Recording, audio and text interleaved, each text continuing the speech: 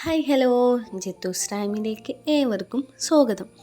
ഞാൻ ഇവിടെ ഡിസ്കസ് ചെയ്യാൻ പോകുന്നത് 4th സെമസ്റ്ററിലെ മോഡേൺ ഇന്ത്യൻ ഹിസ്റ്ററിയിലെ പ്രധാനപ്പെട്ട 6 മാർക്ക് ക്വസ്റ്റ്യൻസ് ഏതൊക്കെയാണ്, അതിൻ്റെ ആൻസേഴ്സ് ഒക്കെയാണ് ഇവിടെ ഡിസ്കസ് ചെയ്യാൻ പോകുന്നത്. ഓക്കെ, ഫസ്റ്റ് ക്വസ്റ്റ്യൻ എന്താണ്? ജവഹർലാൽ നെഹ്റു അദ്ദേഹം ഇന്ത്യൻ പൊളിറ്റിക്സിന് വേണ്ടി എന്തൊക്കെ കാര്യങ്ങളാണ് കോൺട്രിബ്യൂട്ട് ചെയ്തിട്ടുള്ളത് എന്നുള്ള ഇതാണ് ഡിസ്കസ് ചെയ്യാൻ പോകുന്നത്. ഇങ്ങനെ 10-11 ക്വസ്റ്റ്യൻസ് ഉണ്ട് കേട്ടോ. ഇത് എല്ലാതും ഈ ഒരു വീഡിയോയിൽ ഉൾക്കൊള്ളിക്കാൻ പറ്റാത്തത് കൊണ്ട് തന്നെ ഓരോ പാർട്ടായിട്ട് ഞാൻ ഇറക്കാം. ഫസ്റ്റ് എന്താണ് നെഹ്റു എന്നുള്ളത് നോക്കാം. നെഹ്റു ആരായിരുന്നു എന്നുള്ള കാര്യം നോക്കാം. നമുക്കെല്ലാവർക്കും അറിയാം എന്നാണ് നെഹ്റു ജനിച്ചിട്ടുള്ളത്. നവംബർ 14, 1889 നെഹ്റു ജനിച്ചിട്ടുള്ളത്. അദ്ദേഹം എന്ന് പറയുന്നത് ഇന്ത്യയുടെ ഇൻഡിപെൻഡൻസിന് വേണ്ടിയിട്ട്, സ്വാതന്ത്ര്യത്തിന് വേണ്ടിയിട്ട് ഒരുപാട് കാര്യങ്ങൾ പ്രവർത്തിച്ചിട്ടുള്ള ഒരാളായിരുന്നു. അങ്ങനെ വൺ ഓഫ് ദി ലീഡറായിരുന്നു, മെയിൻ ലീഡറും കൂടി ആയിരുന്നു നെഹ്റു എന്ന് പറയുന്നത്. അതങ്ങനെ നെഹ്റുവിനെ എല്ലാവരും കൂടി ആർക്കിടെക്റ്റ് ഓഫ് മോഡേൺ ഇന്ത്യ എന്നുള്ളതാണ് വിളിച്ചിരുന്നത്. നെഹ്റു മെയിനായിട്ട് രണ്ട് കാര്യങ്ങളിലാട്ടോ ബിലീവ് ചെയ്തിരുന്നത്. First one unity, second one democracy. എന്താണ് യൂണിറ്റി? ഇന്ത്യയിലെ എല്ലാവരും ഒന്നാണ് എന്നുള്ളൊരു തോട്ടാണ് യൂണിറ്റി കൊണ്ട് ഉദ്ദേശിച്ചിട്ടുള്ളത്. അപ്പോൾ നെഹ്റുവിന് കുട്ടികൾ ഒരുപാട് ഇഷ്ടമായിരുന്നു. അപ്പോൾ നമ്മൾ വിചാരിക്കും നമുക്ക് എന്ത് ഇഷ്ടമാണല്ലോ എന്ന് വിചാരിക്കും അല്ലേ?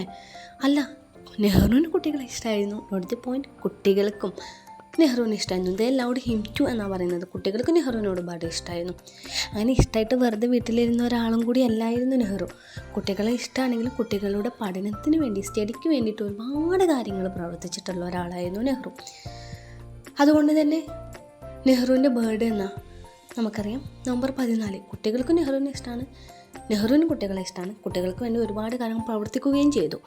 സോ നെഹ്റുവിൻ്റെ നവംബർ 14 ഉള്ള ഈ ഒരു ബർത്ത്ഡേ അന്ന് തന്നെയാണ് ചിൽഡ്രൻസ് ഡേ ആയിട്ട് നമ്മളൊക്കെ സെലിബ്രേറ്റ് ചെയ്യുന്നത്.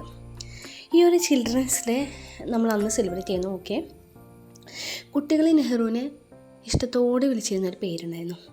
എന്താണെന്നറിയോ? ചാച്ചാ നെഹ്റു എന്ന്. അങ്ങനെ കുട്ടികൾക്ക് ഒരുപാട് ഇഷ്ടമായത് കൊണ്ടാണല്ലോ അവരങ്ങനെ വിളിച്ചിരുന്നത്. ഓക്കെ, ഇനി നെഹ്റുവിൻ്റെ പൊളിറ്റിക്കൽ കരിയർ എങ്ങനെയൊക്കെയായിരുന്നു പോയിരുന്നത് എന്ന് നോക്കാം. എങ്ങനെയാണ് രാഷ്ട്രീയത്തിലേക്ക് നെഹ്റു കാലെടുത്ത് വെച്ചതെന്ന് നോക്കാം. അദ്ദേഹത്തിനൊരു പ്രൊഫഷൻ ഉണ്ടായിരുന്നു ഈ ഒരു പൊളിറ്റിക്സിലേക്ക് കടന്നു വരുന്നതിന് മുമ്പ്. എന്തായിരുന്നു? അദ്ദേഹം അഡ്വക്കേറ്റായിട്ട് വർക്ക് ചെയ്തിരുന്ന ഒരാളായിരുന്നു. അലഹബാദിലെ ഹൈക്കോർട്ടിൽ 1912 അഡ്വക്കേറ്റായിട്ട് വർക്ക് ചെയ്തിരുന്ന ഒരാളായിരുന്നു നെഹ്റു. പക്ഷേ അദ്ദേഹം ഒരു സക്സസ്ഫുൾ ആയിരുന്നില്ല. അദ്ദേഹത്തിൻ്റെ ഒരു അഡ്വക്കേറ്റ് ഫീൽഡിൽ അദ്ദേഹം സക്സസ്ഫുൾ ആയിരുന്നില്ല. ലൈക്ക് ഹിസ് ഫാദർ എന്നാണ് പറഞ്ഞത്. അതായത് അദ്ദേഹത്തിൻ്റെ ഫാദറും അഡ്വക്കേറ്റ് ആയിരുന്നു, രണ്ടുപേരും സക്സസ്ഫുൾ ആയിരുന്നില്ല. അതിൻ്റെ മെയിൻ റീസൺ എന്ന് പറയുന്നത് ലാക്ക് ഓഫ് ഇൻട്രസ്റ്റ് ആണ്. അദ്ദേഹത്തിന് ഈ ഒരു ഫീൽഡ് തനിക്ക് പറ്റിയതല്ല എന്നുള്ളൊരു, തനിക്ക് യോജിച്ചതല്ല എന്നുള്ളൊരു തോന്നൽ മൂലമായിരിക്കാം അദ്ദേഹത്തിന് സക്സസ്ഫുൾ ആയിരുന്നില്ല ഒരു ഫീൽഡിൽ. അതിന് കുറച്ച് മാസങ്ങൾ കഴിഞ്ഞപ്പോൾ തന്നെ അദ്ദേഹം റിട്ടേൺ ടു ഇന്ത്യ. 1912 തന്നെ കുറച്ച് മാസം കഴിഞ്ഞപ്പോൾ അദ്ദേഹം ഇന്ത്യയിലേക്ക് തിരിച്ചു വന്നു. അങ്ങനെ കുറച്ച് വർഷങ്ങൾ കഴിഞ്ഞു. 1919 അങ്ങനെ അദ്ദേഹം രാഷ്ട്രീയത്തിലേക്ക് കാലെടുത്ത് വിൽക്കാം കേട്ടോ. എന്നാണ് 1919 അദ്ദേഹം രാഷ്ട്രീയത്തിലേക്ക് വന്നു. ഏതാണ് ആ പാർട്ടി? INC-യിലേക്കാണ് ആദ്യമായിട്ട് വന്നത്. ഇന്ത്യൻ നാഷണൽ കോൺഗ്രസ്സിലേക്ക് വന്നു.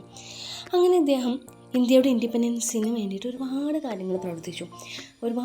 വൺ ഓഫ് ദി മെയിൻ ലീഡറായിട്ട് മാറുകയും ചെയ്തു.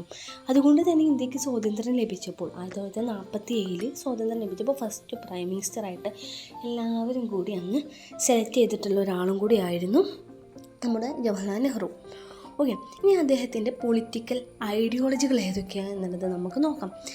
പ്രധാനമായിട്ടും 4 ഐഡിയോളജികളാണ് ഉണ്ടായിരുന്നത്: secularism, democracy, socialism and nationalism.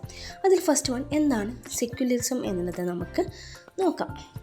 Okay, secularism കൊണ്ട് അദ്ദേഹം ഉദ്ദേശിച്ചിട്ടുള്ളത് എല്ലാ റിലീജിയൻസിനും equal respect for all religions. അപ്പോൾ ഇന്ത്യയിൽ പലതരത്തിലുള്ള മതങ്ങളുണ്ട് അല്ലേ? ഹിന്ദു, മുസ്ലിം, ക്രിസ്ത്യൻസ്, ഇതിൻ്റെ പുറമെ പല ചെറിയ ജാതികളും എല്ലാം ഉണ്ട്. എല്ലാ ആളുകൾക്കും ഈക്വൽ റെസ്പെക്റ്റ് നൽകുക എന്നുള്ളതാണ് സെക്യുലറിസം കൊണ്ട് നെഹ്റു ഉദ്ദേശിച്ചിട്ടുള്ളത്.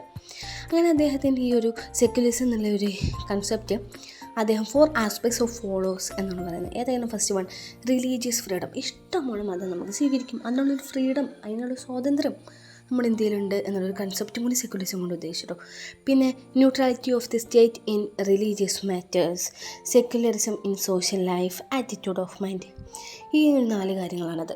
ഓക്കെ, നെഹ്റു സെക്യുലറിസം കൊണ്ട് മീൻ ചെയ്തിട്ടുള്ളത് protection of religious minorities and prevention of the dominance of any single religion over the state apparatus. അതായത് എല്ലാ മതങ്ങളെയും പ്രൊട്ടക്ഷൻ ചെയ്യാൻ വേണ്ടിയിട്ടും അതുപോലെ തന്നെ ഏതെങ്കിലും ഒരു മതത്തിൻ്റെ മേലിൽ ആധിപത്യം സ്ഥാപിക്കുകയാണെങ്കിൽ, ഭരണകൂടം ആധിപത്യം സ്ഥാപിക്കുകയാണെങ്കിൽ അത് തടയാനൊക്കെ വേണ്ടിയിട്ടാണ് അദ്ദേഹം ഈ സെക്യുലറിസം കൊണ്ട് ഉദ്ദേശിച്ചിട്ടുള്ളത്.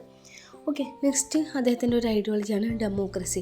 മെയിനായിട്ട് ഡെമോക്രസിയിൽ അദ്ദേഹത്തിൻ്റെ ഒരു വിഷൻ എന്തായിരുന്നു ചോദിച്ചാൽ എല്ലാ ആളുകൾക്കും ഫ്രീഡം, എല്ലാ ആളുകളിലും ഒരേപോലെ ഇക്വാലിറ്റി, പിന്നെ ഇൻഡിവിജ്വൽ റൈറ്റ്. ഈ 3 കാര്യങ്ങളാണ് അദ്ദേഹത്തിൻ്റെ മെയിനായിട്ടുള്ള ഉദ്ദേശിച്ചിട്ടുള്ളത്.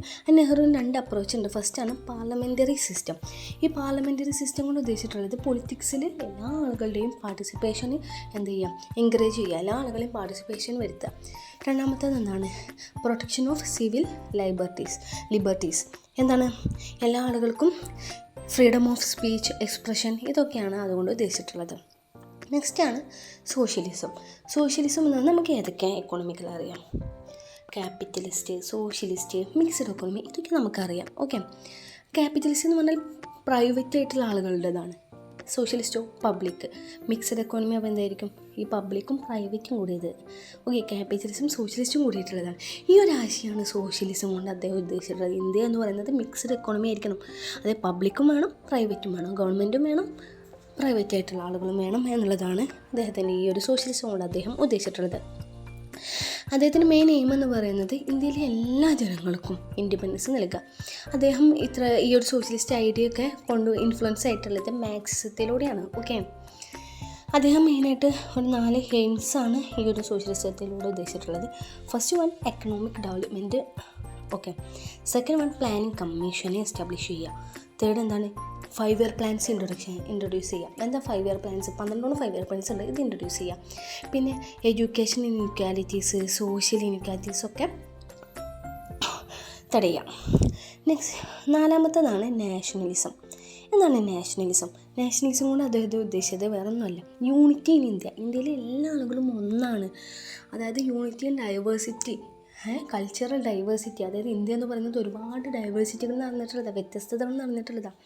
എന്തൊക്കെ കൊണ്ട്, ഭാഷ കൊണ്ടാവട്ടെ, നമ്മുടെ വസ്ത്രധാരണ രീതി ആവട്ടെ, നമ്മുടെ ലാംഗ്വേജസ്, കൾച്ചർ, എല്ലാം കൊണ്ടും ഇന്ത്യ ഡിഫറെൻ്റാണ് അല്ലേ. മതങ്ങൾ എല്ലാം കൊണ്ടും ഡിഫറെൻ്റാണ്. എങ്കിൽ പോലും നമ്മളെല്ലാവരും ഒന്നാണ്, യൂണിറ്റിയാണ് എന്നുള്ളൊരു കൺസെപ്റ്റാണ് നാഷണലിസം കൊണ്ട് ഉദ്ദേശിച്ചിട്ടുള്ളത്.